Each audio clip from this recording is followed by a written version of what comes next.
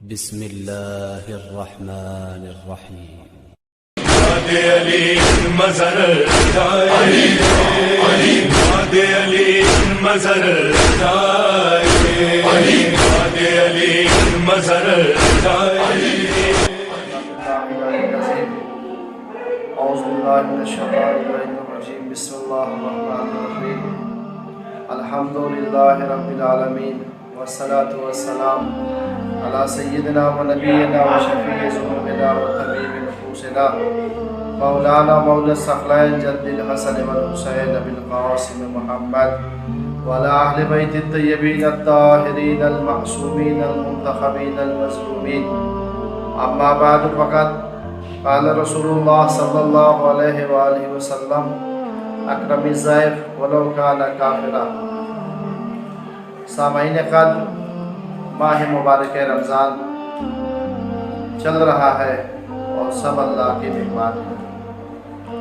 لہذا میں نے پیغمبر اسلام ختم حضرت محمد مصطفیٰ صلی اللہ علیہ وآلہ وسلم کی حدیث شریف آپ کے سامنے عرض کیا، جس میں ارشاد ہو رہا ہے کہ مہمان کی عزت کرو، مہمان کا اکرام کرو، ولو مہمان کافر ہی کیوں نہ ہو.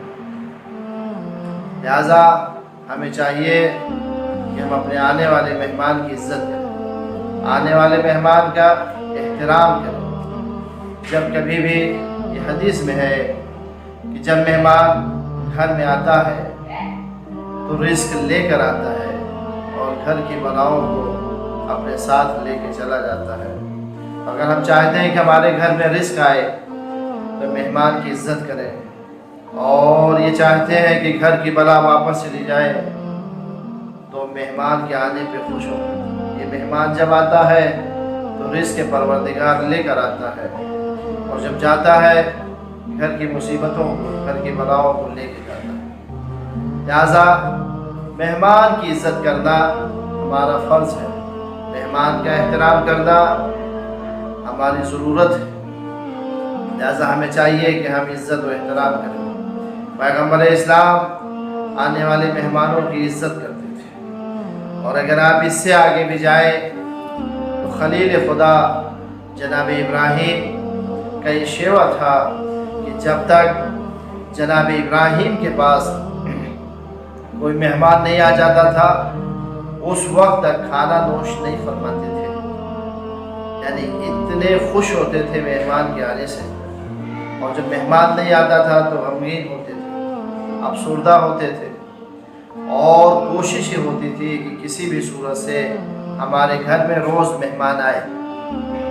تاریخ میں بتاتی ہے کہ ایک دفعہ 3 دن تک کوئی مہمان نہیں آیا تو جناب ابراہیم تیسرے دن مہمان کی تلاش میں گھر سے نکلے. ذرا غور کریں کہ نبیوں کا شیوہ کیا رہا ہے اور ہمارا شیوہ کیا ہے.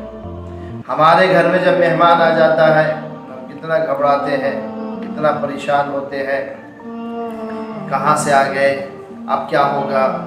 لیکن یہ نبیوں کا شیوہ رہا ہے کہ نبی مہمان کی تلاش میں باہر جاتے تھے. ہم میں اور نبی خدا میں کتنا فرق ہو رہا ہے. ہمارے گھر میں مہمان آتا ہے تو ہم پریشان ہوتے ہیں، اور نبی خدا کے گھر میں جب مہمان نہیں آتا تو تب پریشان ہوتے ہیں. لہذا ہمیں بھی چاہیے کہ ہم جناب ابراہیم کی طرح ان کی سیرت پہ چلتے ہوئے، پیغمبر اسلام کی طرح ان کی سیرت پہ چلتے ہوئے مہمان کے آنے پہ خوش ہوں، مہمان کا احترام کریں. اگر مہمان نہ آئے تو خود سے لوگوں کو مہمانی پہ بلائیں. جب 3 دن تک خلیل خدا کے ہاں مہمان نہیں آیا تو خلیل خدا جناب ابراہیم مہمان کی تلاش میں نکلے. کیا دیکھا کہ کچھ مزدور مزدوری کرنے کے لیے جا رہے ہیں.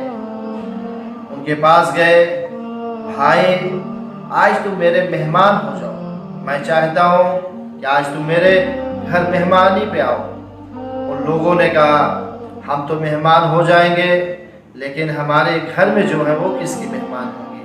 کہا وہ بھی ہماری مہمان ہوں گے. جناب ابراہیم سارے مزدوروں کو لے کے گھر آ گئے. خوشی خوشی घर में बिठाया, खाना खिलाया और दिन भर की मजदूरी भी दी। देखें क्या करम फरमाया, खाना भी खिलाया और दिन भर की मजदूरी भी दे दी। जब शाम होने लगी और जाने लगे, कहा भाई कुछ काम हो तो बताओ। कहा नहीं, मेरा कोई काम नहीं है। चंद कदम आगे बढ़े, लोगों में एक दफा सोचने पे सारे मजदूर मजबूर हो गए कि जनाब इब्राहिम से चले दोबारा पूछें, अगर उनका कोई काम हो तो हम उसको करते हुए चले। जनाब इब्राहिम कितने अच्छे इंसान हैं, उन्होंने हमें खाना भी खिलाया, दिन भर की मजदूरी भी दी और हमने कोई काम भी उनका नहीं किया। अगर उनका कोई काम हो तो हम करते हुए चले।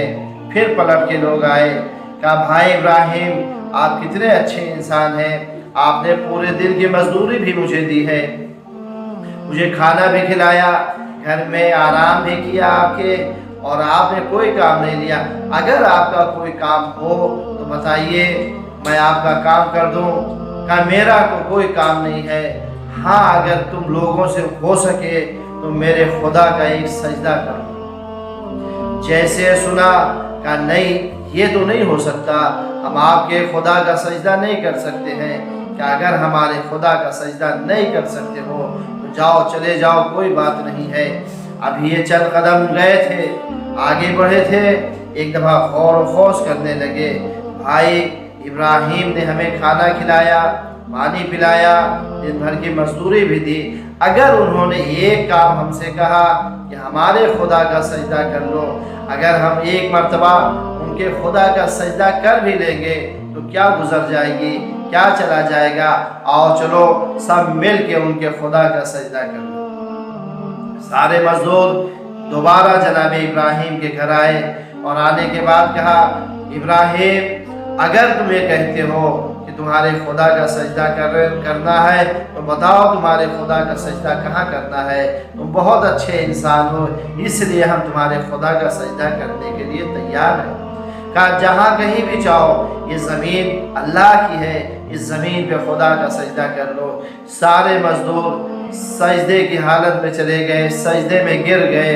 जब सब सजदे में गिर गए, जनाब इब्राहिम ने अपने दोनों हाथों को परवरदिगार की बारगाह में बुलंद किया। परवरदिगार जो मेरा काम था मैंने किया, अब इसके आगे आपका काम है, अब आप करें। मेरा काम इतना था, बस फ़कत मेरा काम इतना था कि मैं इनके सर को सजदे में झुकवा दूं, अब तेरा काम है कि इनका दिल तू झुका दे। इब्राहिम ने दुआ की तो ये मेहमानी जनाब इब्राहिम थी। जनाब इब्राहिम कितने अच्छे मेहमान नवाज थे।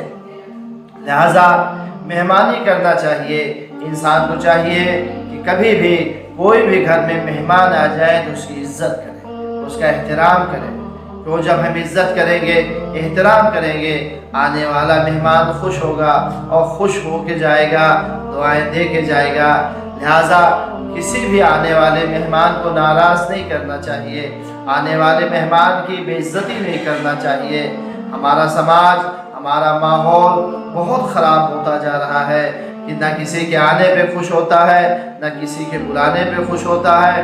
नहीं अज़ीज़ान गिरामी, हमें चाहिए कि हम सीरत मासूमीन, सीरत अइम्मा, सीरत नबी खुदा पर चलते हुए मेहमान की इज़्ज़त भी करें, मेहमान का एहतराम भी करें, और मेहमान आए तो उसकी इज़्ज़त और एहतराम से उसका इस्तकबाल करें। आने वाला मेहमान हमारे घर से खुश होके जाए, आने वाला मेहमान हमें दुआएं दे के जाए, आने वाला मेहमान हमारे घर की तमाम जितनी चीज़ें हैं, जितनी चीज़ें होती हैं, जो जब मेहमान आता है तो रिज़्क़ परवरदिगार लेकर आता है और मुसीबतों को लेके चला जाता है। लिहाजा मेहमान से की इज़्ज़त करना हमारे ऊपर ज़रूरी और फ़र्ज़ समझना चाहिए हमें।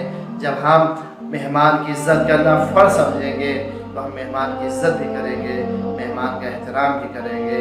और यही पैगाम हम देना चाहते हैं कि तमाम जहाँ जहाँ ये आवाज़ जा रही है, अब सब इंसान मेहमानों की इज़्ज़त करे, मेहमान का एहतराम करे। वस्सलामु अलैकुम वरहमतुल्लाहि वबरकातुहू। अली मज़र जाए,